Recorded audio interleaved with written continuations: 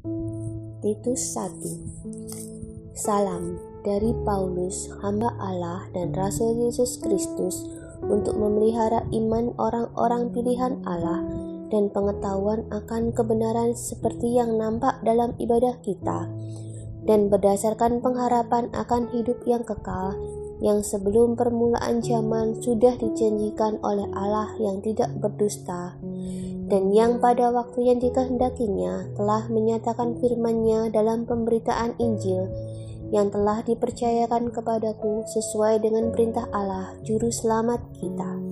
Kepada Titus, anakku yang sah menurut iman kita bersama, kasih karunia dan damai sejahtera dari Allah Bapa dan Kristus Yesus, Juru Selamat kita, menyertai engkau. Aku telah meninggalkan engkau di Kreta dengan maksud ini, supaya engkau mengatur apa yang masih perlu diatur, dan supaya engkau menetapkan penatua-penatua di setiap kota, seperti yang telah kupesankan kepadamu, yakni orang-orang yang tak bercacat, yang mempunyai hanya satu istri, yang anak-anaknya hidup beriman dan tidak dapat dituduh karena hidup tidak senonoh atau hidup tidak tertib.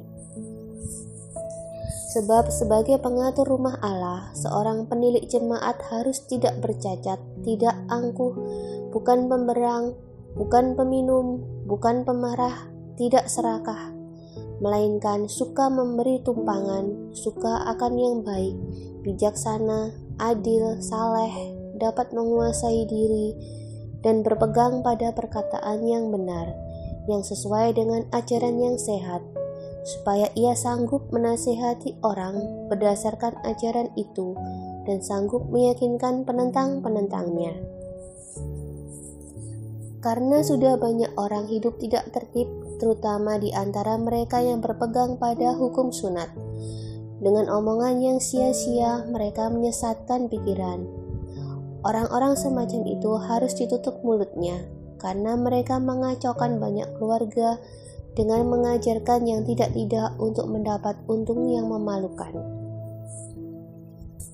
Seorang dari kalangan mereka, nabi mereka sendiri, pernah berkata, "Dasar orang Kreta pembohong, binatang buas, pelahap yang malas."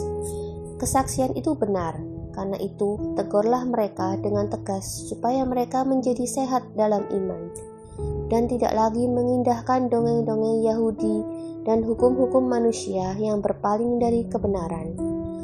Bagi orang suci, semuanya suci, tetapi bagi orang najis dan bagi orang tidak beriman, suatu pun tidak ada yang suci, karena baik akal maupun suara hati mereka najis.